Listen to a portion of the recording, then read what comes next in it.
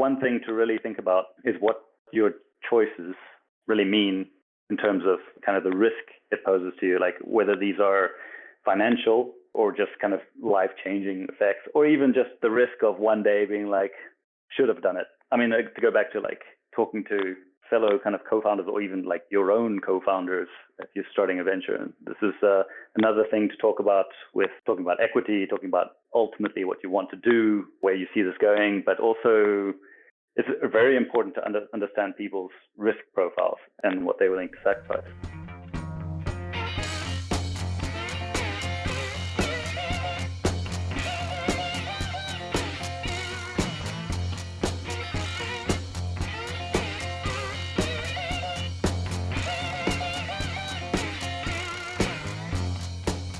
Our featured speaker today is a mechatronic engineer and data scientist, very passionate about emerging technologies and their potential in the real world. He's also the founder and lead data scientist of HomeFair AS, which empowers home sellers and buyers alike by delivering services based on cutting-edge machine learning and advanced analytics. Tyrone, it's a great pleasure to have you as our featured guest today. Thank you so much for being willing to share your journey with us. Thank you. It's a pleasure to join in a discussion with such a community as yours. Okay, well, since this is about the Voyage, I think a lot of that covers what leads up to actually founding a company as well. So, but I don't want to bore you too much with where I'm from and all that sort of stuff. But I'm hoping that this could become, a short presentation about what I've done, and then we could perhaps have a discussion afterwards about perhaps some of the implications of some of the work we've been involved in, and it's interesting questions that have popped up along the way. I think this will be relatively short because I was thinking to myself actually that 2 years ago I was actually still finishing my master's thesis. I mean, this is after having some work experience before that, so it's not fresh out of uni, but only 2 years ago I was finishing off my master's thesis, and I was only just starting to talk to one of my co-founders, and I hadn't even met our third co-founder yet. Here we are 2 years later, and well, we've had a successful exit involving essentially a merger with another more mature startup. Perhaps talk a bit about them later. Also quite an interesting story. Yeah, my name is Tyrone.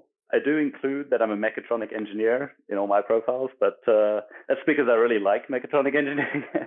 Unfortunately, it's been a little while since I've done much of the real work of a mechatronic engineer with the actual circuit boards, etc. Yeah, for the last 2 years and a bit, I think I've been working almost exclusively with data. How I ended up there, I'm South African.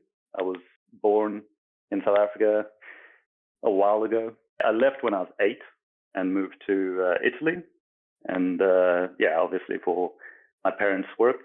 When I finished school, so I was there for 11 years. When I finished school, I moved to Australia and started my undergraduate degree in mechatronic engineering with yours truly, Spencer. That was kind of a passion of mine, to really build things and engineering as a discipline. That was also my first introduction to computer programming. I remember very clearly, I think the first course I did was a Python course, and that was building some user interface, and I hated it.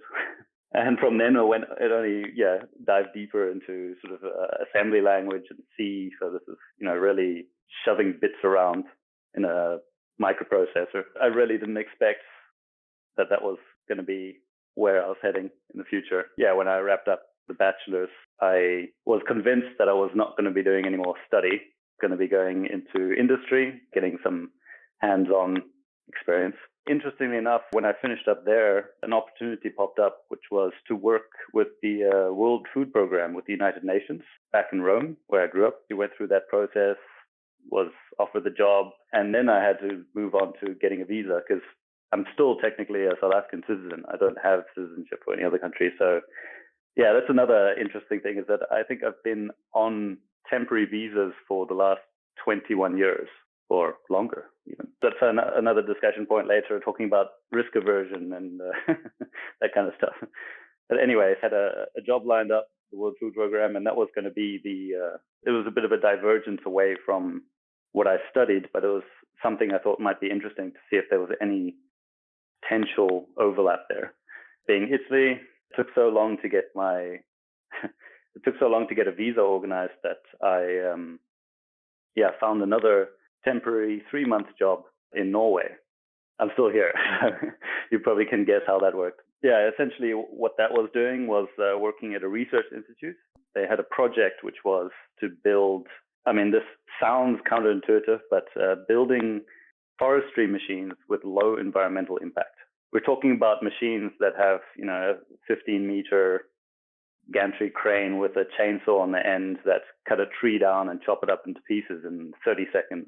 But what's quite surprising and what, I learned on the job is that, while that does have the obvious environmental impact, we're still talking about wood, generally wood as a construction material, substituting concrete and other things that, can have significantly higher environmental impacts. It's a bit of a conundrum to be involved in stuff like that, in really pushing for environmentally friendly machines that cut down trees. It's a bit nuts. But my role was essentially to build a sensor platform for this machine, which could reconstruct 3D model of the environment around the machine so that we could assess in real time and after the fact to really assess the level of environmental impact and to gauge what of it or what parts of it could be mitigated and how we could do that. This project involved building a machine which was using rubber tracks instead of wheels with chain treads that kind of tear up the ground. And this was my introduction to the real world of engineering, which was here's some LiDAR, some cameras, some electronics, which generally, you're afraid to put down on the table too hard because these things are relatively fragile. You've got to go put them on a 28-ton chunk of steel that's crashing through trees out in the forest. So it was quite a challenge. I was working on that for about a year before we realized that digitizing the surrounding generates a huge amount of data. Being able to handle that data and efficiently extract interesting information became kind of the core of the project. So while I was doing that, I enrolled in a Master's of Data Science. Conveniently, the research institute was located on a campus, on a university campus. Initially it was just to get into something that could help, but I was pretty lucky that university was the first one in Norway to essentially pilot a master's in data science, pure data science. Got pretty lucky on the timing and got in as one of the guinea pigs. So yeah, I spent the next 2 years doing that on the side. One thing to note is that Norway being Norway, I got to do that for free. In fact, I think it cost me, the registration fee was 300 crowns, which is like $34 or something. And that was my university expenses. Totally grateful for that. I'm paying a lot of tax, but I think it's worth it in the end for stuff like this. Yeah. Anyway, so got through the master's projects that the research institute kept developing, and that's why they kept kind of extending my contract. And after the 3-month contract at the beginning, I was already there for 3 years. Yeah, it sort of evolved into a PhD position. So that was started that once I finished my master's degree. However, much to my boss's disappointment, I had also befriended a bunch of the PhD students that were across the road at the university, playing ping pong with them. They had their own table, so I had to make friends there. And one of them, who I had met a bit earlier, he went out into industry and he did his PhD in kind of renewable energies with a concentration on data and data science. Yeah, so he went out into industry and came back just in time for me to start my PhD and said, so I have an idea. and that was it. I think about 3 months later, I resigned from the PhD and we founded HomeFair. Perhaps I'll tell you a bit about what the HomeFair does and then describe the industry here in Norway, give you some context. What my friend had found is that he's a data scientist through and through. In his holidays, he sets himself projects and then he digs around in data while on a break from his job digging around in data.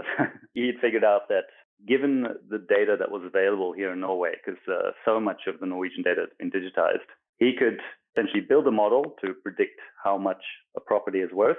So this is a pretty standard practice. All over the world, you have companies which offer services like this. giving, for example, a bank who wants to give someone a mortgage or just any loan, really, being able to value their assets and evaluate the risk involved, etc., collateral, etc. They need, these services which would give them an approximate value, or more accurate the better. That wasn't sort of groundbreaking, but what he figured out is that if you could build a good enough model, you could essentially evaluate every different feature that you've given to this model. So one in particular was evaluating all the home sales. You could see the effect a real estate agent had on the property sale. So if we had enough sales from a particular real estate agent, say 30 sales, you could tell whether they have a net positive or net negative effect on that sale, on any sale, really. Given a new information, let's say a new property, you could actually value or give a dollar value to the service offered by a real estate agent. This is where I think the first, we start to see an intersection with data science and ethics in data. There's a lot of potential there for misuse. So we spend a lot of time. Obviously, we spent time building on the technical side. I should mention that our other co-founder joined from, has a background in business development. He joined as our CEO, driving the effort for, looking for funding and building up business connections, etc. While the other two of us were very much on the technical side of things. Pretty early on, we realized that even with a founder that's, embedded in this industry, knows people, knows the market, it wasn't our strength. What we were really concentrating on was essentially being able to model the market, building a model that's good enough to give you insight into all aspects of the market. So early on, we figured that, okay, well, we have this basis, this platform that we can use to build services off. And one of them that we came up with, obviously, is this, the service is called Meglermatch, which means like a broker match service. The idea there being that a user who wants to sell their house can go onto this platform, enter their address, and essentially they are given an accurate valuation of the property. So this is not from a third party. This is from our, in theory, unbiased model. And then we rank the agents. I mean, we went around in circles with this bit, but in the end, the agents are anonymized. You can only ever access the top 3 agents. So we're only giving out the best recommendations. Giving an open list of everyone, may give them more information, but it's not going to make us any friends in the market, that's for sure. Essentially, we made this platform for the user, and initially it was going to be a paid service. So essentially, you pay a fee and you get a report on your property. This report includes information about your property, how it's different from the properties in your neighborhood, points that you could market as better than anything around there. And it also gives you, a ranked list of agents, the top 3 agents, and also a prediction of how much money we think they could sell it for. So this also tells you, what their kind of potential value is, all the while wrapping this into, the context of, okay, there's always uncertainty in the markets, and trying to balance that. It's quite a tricky act to both project confidence that, yes, we believe these are accurate numbers and this is what you will actually see, but also to try and get people to understand that it's all probabilistic.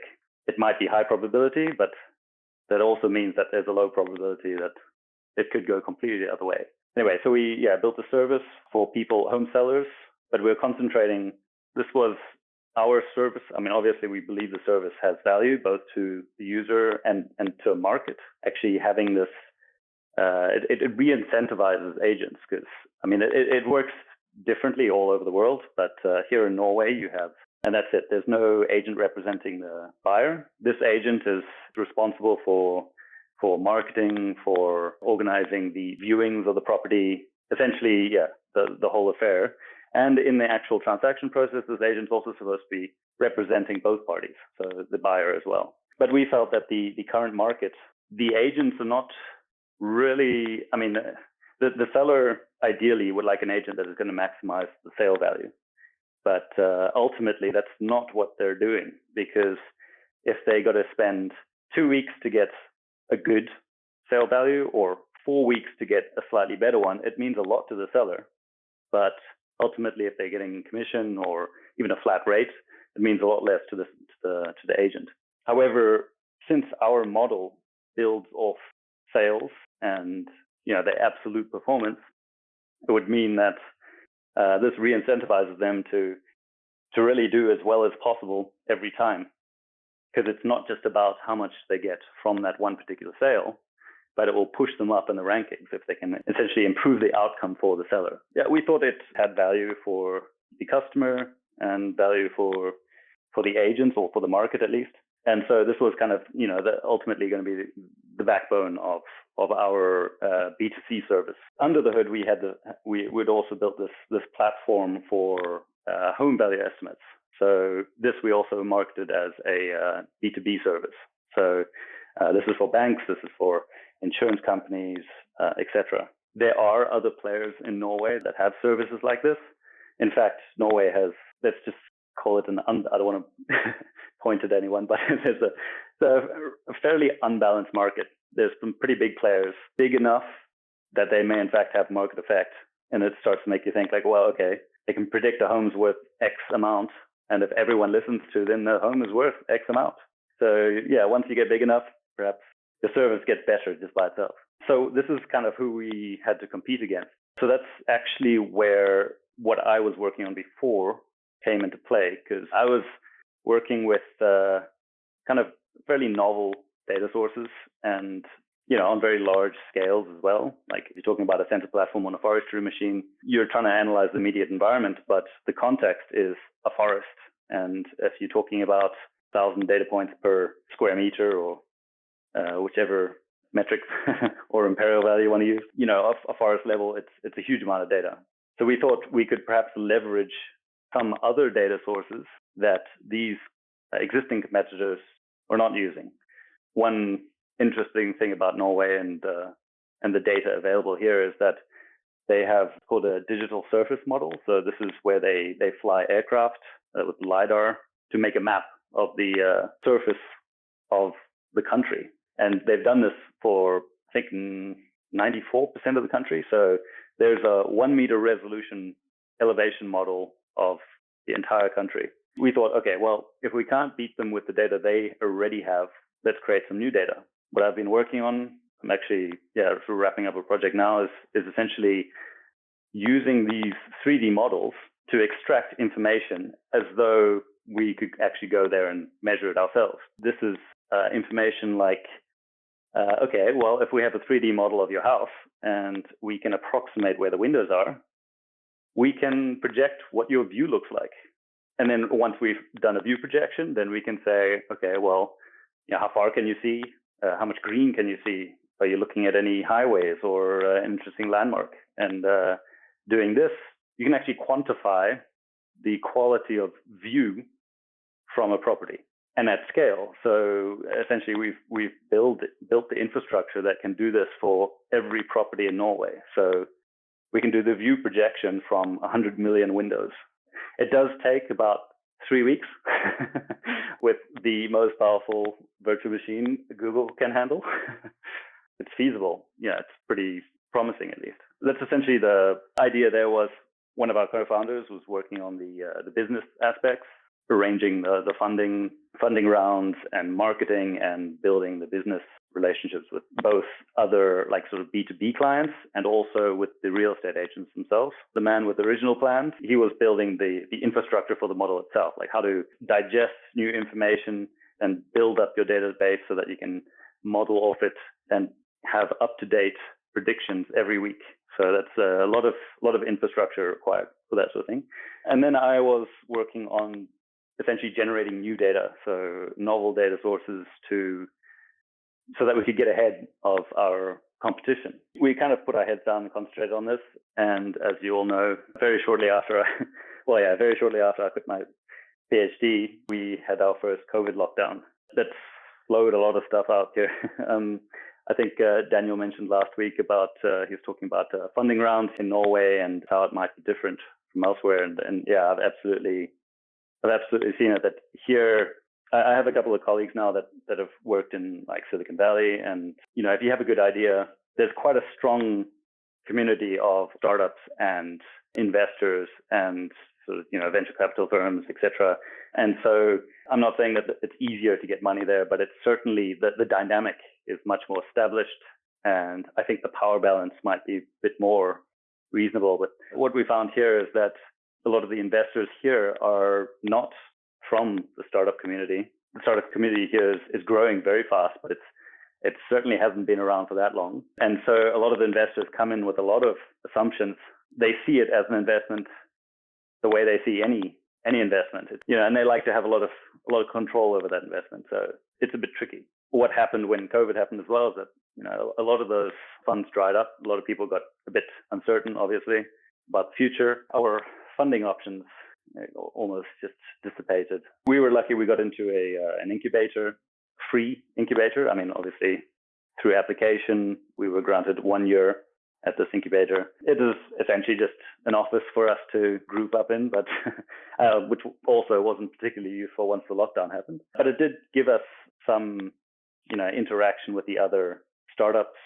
For me, that was probably the most encouraging part, is when you really get to talk to other people, especially about different problems. Something that maybe you know very little about, but perhaps even just discussing it helps them or helps you understand something, perhaps in the long run, that actually does help you. Anyway, so we got into the incubator, and we were having some trouble finding funding. But that's when I think we have perhaps a bit more unorthodox timeline. I've read a lot of books about entrepreneurship and kind of the way to do things. And yeah, I agree with a lot of what they say about the structure of the process. But sometimes, when different opportunities come up, or when different scenarios, situations kind of shove you in the wrong direction, then yeah, you got to get a bit more creative. We managed to make a deal with one of our potential B2B clients, who essentially agreed to fund our development just so that they would have access to the service. They were looking for a service like the one we were developing. They essentially funded it with it wasn't kind of completely no strings attached, but essentially CEO was doing some consulting for them, but at the same time the funding they were giving us was covering all our salaries, so we could keep working and keep developing this platform and this service. That was a stroke of luck at that time, especially with those conditions. Initially, we'd agreed for a relatively short time frame, but as things do, scope creep and new promises and all that sort of stuff. This project went quite a long time with them. It helped us a lot for sure. And now the service is up and running, so they actually get to use it, which is good for them too. Essentially, I think in June last year, we had finished the underlying platform and the new service, the B2C service. June, we had the website ready, the first iteration. Many iterations have happened, but that was certainly the first one.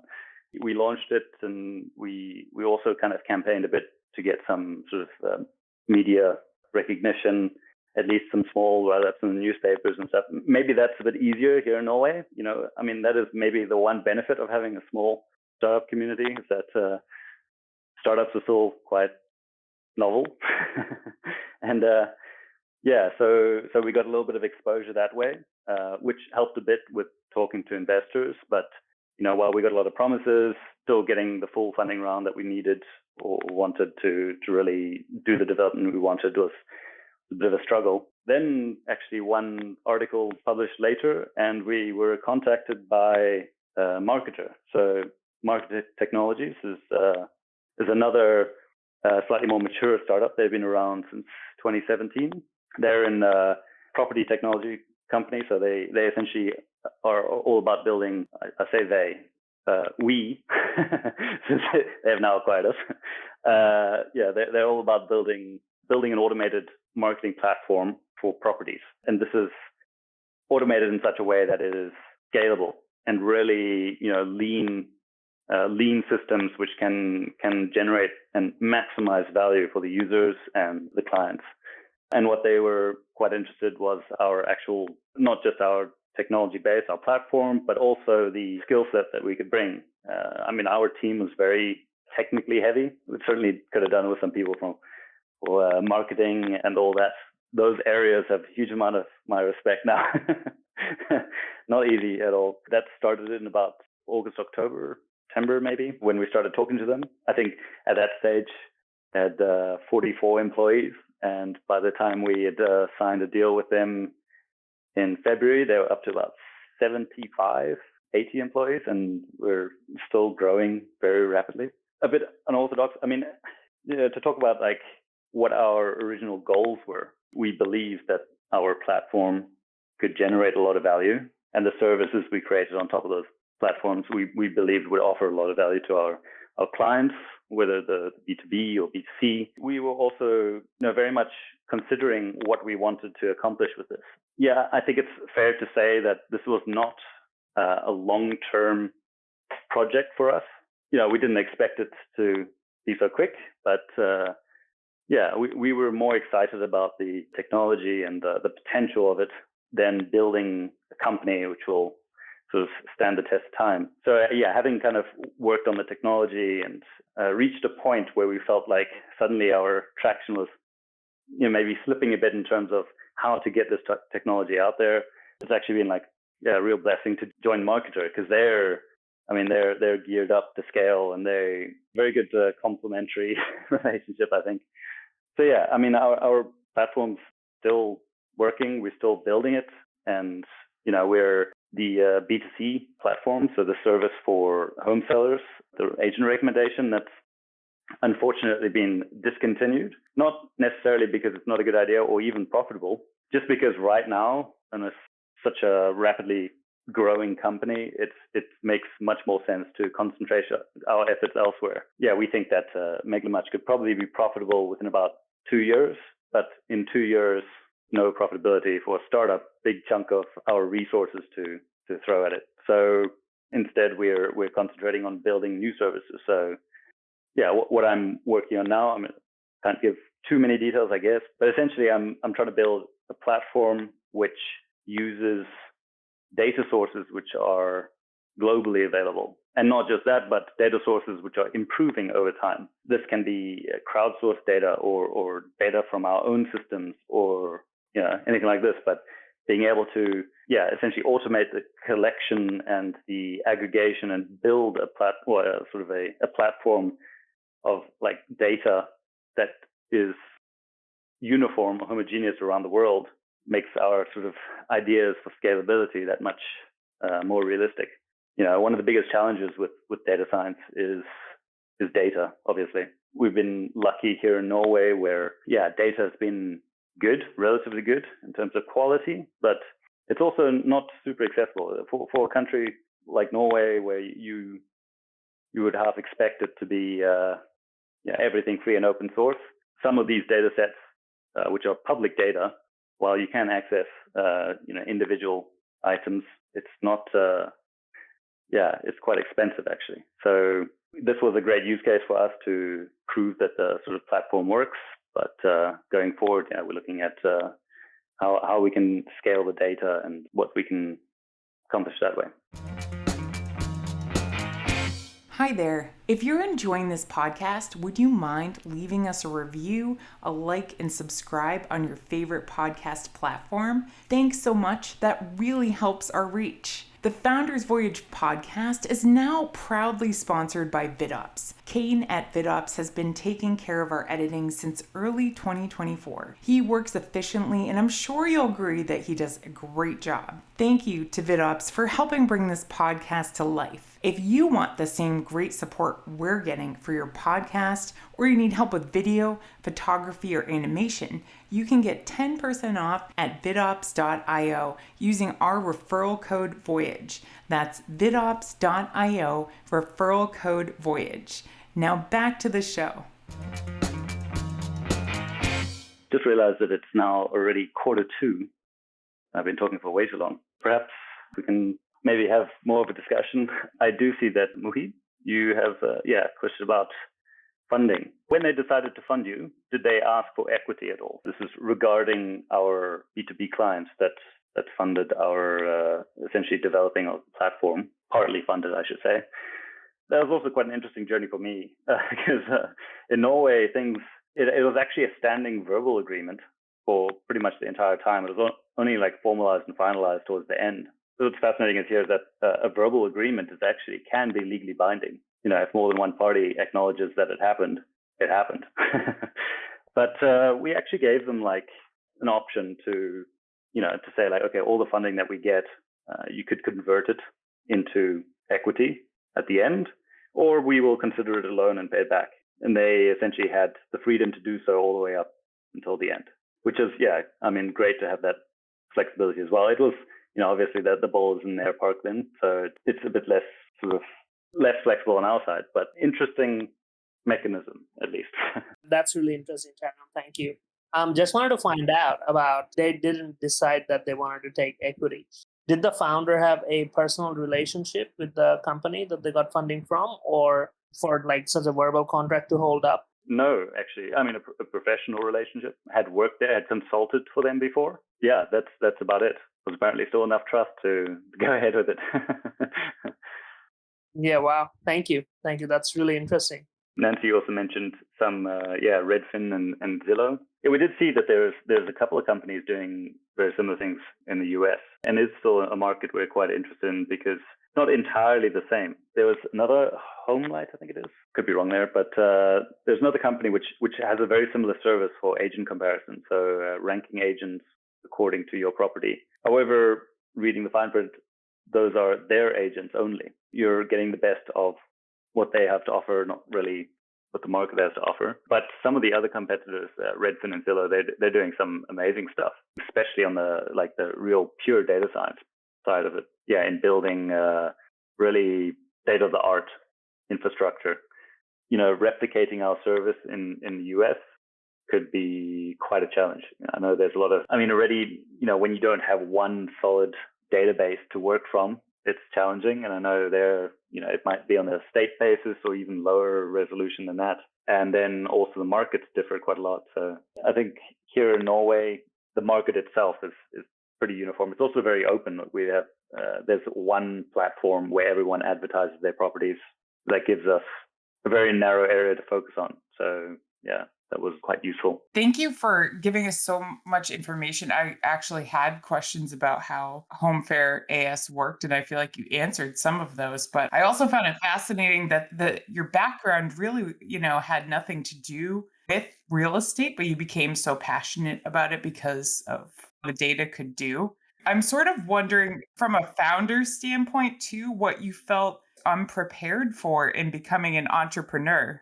Yeah, that's a good question. I think I've been very lucky with my my co-founders. We get along really well, and yeah, we were always roughly on the same page, which is great. Perhaps one thing to consider is interesting story is that we actually redistributed equity a good 6 months after we'd originally founded the company. This redistribution was instigated by the largest shareholder, and the reason being is that sharing the responsibility is. Or sharing the equity is sharing the responsibility, and being able to kind of move some of that burden onto other people, I think helps a lot. Perhaps that's one thing to think about when originally, sure, if you came up with the idea, built the platform, and then are bringing people on well after a lot of the hard work has been done and the riskiest work, it's still worth considering not just what it means to them and their incentives, etc., but what it means to you as well. If you have 50% ownership, then I think it's very different than if you have 90% ownership. And in the end of the day, if that reduced responsibility and perhaps a lighter load where you can really, motivate yourself differently, that's what gets to a successful company. Perhaps it's worth it, because otherwise, if you really burn yourself out, then taking on more work than you can handle or just sort of emotionally or whatever, that's not going to get you where you want to go anyway. But also to talk a bit more on that point, what's also interesting is we had quite a clear idea of where we wanted to go with this. We had an idea of what sort of time frame we all wanted to be involved in this. And we had relatively similar sort of alignment of interests. But, at the end, it's also worth considering different people have different priorities and obviously are very different situations. So if you all, have a nice, fair equity split and, you all kind of in it and happy together, then that's great. But then if someone comes along and offers, a fair amount of money for your project, it can have very different meanings to different people. I mean, how much money is actually, worth it for you could be very different depending on if you want to buy your first house or, if you already own your house. Big difference. These are generally questions and thoughts that come up later on in the process, but are perhaps quite good to talk about throughout the process. Also because people's motivations change. You might be happy to risk it all and just do it for fun. And then, stuff can happen. And, COVID comes along, the backup job you had disappears or something like that. It can be challenging to figure out, let's just say an equity split is not just it's not the final say in a process. Absolutely. I think that's one of those discussions that you should be having within startups all the time, and a lot of founders are quite scared to do so. But you mentioned sort of ethics of your choices in regards to the data you guys were using and putting out. I wanted to sort of dive a little bit deeper into that. In regards to the ethics of data and the decisions we make to do with that data, how do you analyze these situations in a general sense? And are there any common pitfalls you see other companies falling into? Yeah, generally, discussions around data and how it's used. For me, I just try and talk to as many people as possible, and not just within my company. It's tricky because I think someone mentioned in the data science thread, I'm unfortunately haven't got around to entering that discussion because I think it's quite an interesting one about, essentially this idea of data literacy. So how people understand data and the potential for good and bad. That's important. I mean, from a data science perspective, a lot of projects seem like super interesting and fun and can be quite stimulating. But at the end of the day, what is it that you're accomplishing? I feel like there's a lot of examples out there where a company can make a fair amount of money on a particular, using a particular data set.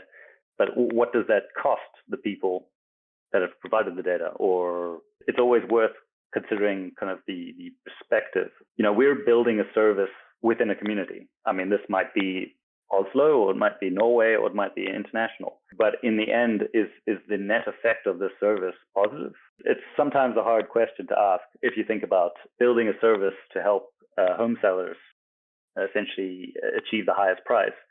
That's great for them, not so great for people buying a house. I mean, I know that. I don't own a house.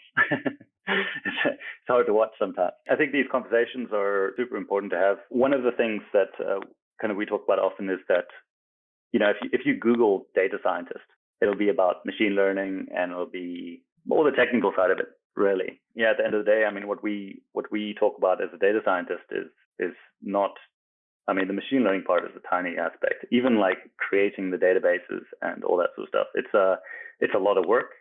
But ultimately, as far as responsibilities go, it's a relatively small part. A data scientist is much more, it's a team member, right? I mean, data science is rarely done just by a data scientist.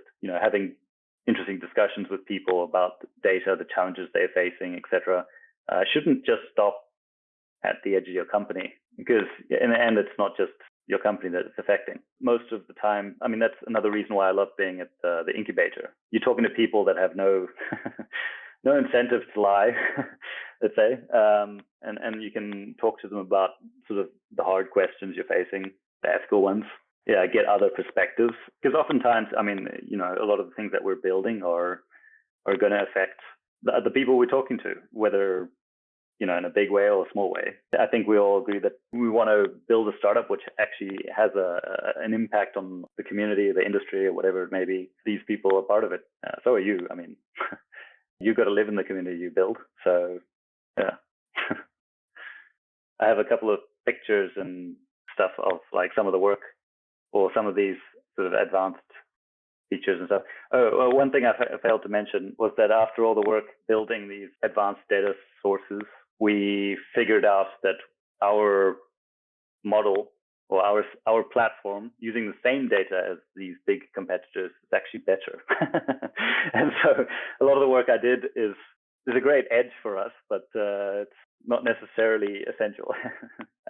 yeah, I had like a couple of pictures and examples of what I've been talking about, if they could be interesting, but I'm not sure. They look nice to me. If you're comfortable, you're welcome to share those on the questions and discussion channel with us. I mean, all of that just stays for this group, but it's totally up to you. Listening to you describe your journey, I don't want to say that it sounds seamless, but as I literally just said to someone, the grass is always greener. Was there a time when you had to make a major pivot or deviated from your plan when it just things weren't working out at all?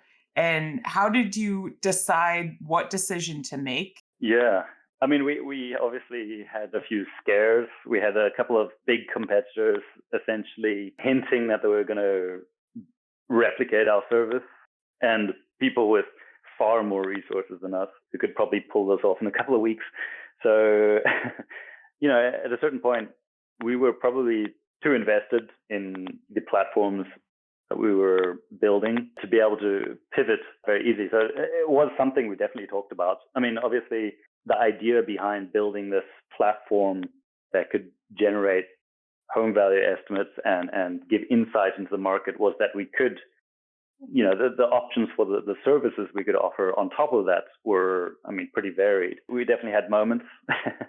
We considered whether this was going to work and whether it was worth like really pushing as hard as we did. I think we got reasonably lucky that there were no major market effects that were a time constraint for us. Obviously, we needed funding to keep going, but like our competitors had already been in the market for 20 years. Their kind of services are good, but not getting any better. So we had a kind of a clear target to aim for. I mean, the other great thing about building this kind of a data science platform, a service like this, is that you can quite easily quantify your results and kind of your effort. You can see in real time as you work the improvements. That's probably something that's really helped us a lot, because I know there's a lot of other projects out there where you don't know if it's going to make it until it makes it. You don't know if what you're doing is really helping. I mean, we had that definitely on our marketing efforts. I had no idea what was going on. To pivot, given the platform we had, I think there were options to do so. But I think we got relatively lucky that way. That's very cool to hear. And it's interesting how you were able to sort of plan that forward and actualize on it consistently with when your plan came to reality. So I think that's really cool to hear. Clearly, you have your hand in some pretty cool projects currently and in the past that, obviously have a great potential future for them. But I'm curious to know what you see as sort of the next steps in your entrepreneurial journey. Are you taking it easy for a little while? Are you, going to hit something else running? What's your vision? That was the plan. After the exit, you can chill for a bit, recuperate. But it turns out that we got acquired by like a rocket ship of a company. So these guys are moving fast. Since we're in the same industry and same area, like a lot of the stuff that we've already built has a lot of kind of potential within their own company. And even if you just consider what we've done as a proof of concept, there's a lot of work. And our acquisition was part merger, so we're still invested in their company as well. We're still very motivated to keep going, and I think it's also refreshing because obviously our roles and responsibilities have changed quite a bit. We're no longer making the big strategic decisions, but we can very much be part of that process still. And now, my role now is also very kind of just focus on the technical side of things. I think you have such a fascinating journey. And I was wondering I don't know if you have any sort of, quote or words of wisdom that you guide your philosophy by, but we usually ask people for that at the end. So you can steal something else someone else wrote that you really love, or, just a mantra that you have for yourself. But I was wondering if there's anything you want to leave us with. Yeah. I think for me, I've moved around a lot. I've lived on a lot of visas. I'm on my 7th visa in Norway. It involves a lot of risk. If I lose my job, I get deported. My residence permit has essentially been dependent on someone's job since I was 8. It kind of makes you think a lot about risk. It's curious because this is always an interesting conversation for me to have with people about how they perceive risk, how they evaluate it, and how they take that into account when making decisions. I wouldn't consider myself as I don't think I take big risks. I don't play the lottery or anything. Not that it's a huge risk, but I don't really have a pearl of wisdom. But I think, it's one thing to really think about is what your choices really mean in terms of kind of the risk it poses to you, like whether these are financial or just kind of life-changing effects, or even just the risk of one day being like, should have done it. I mean, to go back to like talking to fellow kind of co-founders or even like your own co-founders if you're starting a venture. And this is another thing to talk about with talking about equity, talking about ultimately what you want to do, where you see this going, but also it's very important to understand people's risk profiles and what they're willing to do and what they're willing to sacrifice. I'm not sure if that really answers the question, but it's it's certainly something to consider. I have great admiration for how you've, really taken it on and learned everything possibly can about it, to make your company a success and be able to move on to being in, I don't even want to say it's an exit because it almost sounds like you have an even better role than you had before. So yeah, certainly not the end of the story. maybe you can have a further conversation with Mohib later too, because I think, there's definitely some opportunity for some of the tools that you've created or are still working to create to be implemented in other markets. But thank you so much for all of your time today and for describing the details of your journey. I'm really blown away that able to make all of this happen on temporary visas. That's just amazing.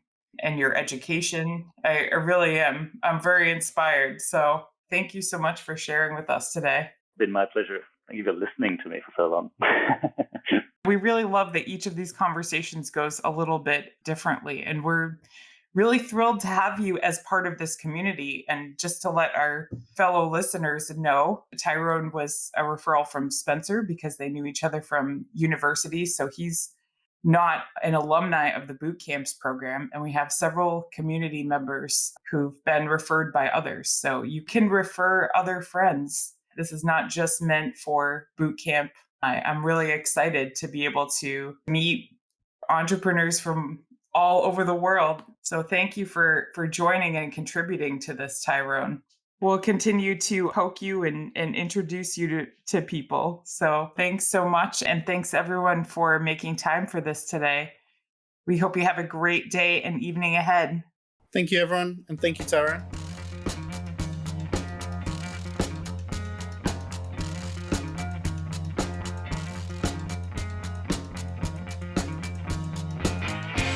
You've just finished another episode of Founders Voyage, the podcast for entrepreneurs by entrepreneurs. The team at Founders Voyage wants to thank you from the bottom of our hearts. We hope you enjoyed your time with us, and if so, please share this with someone else who might enjoy this podcast.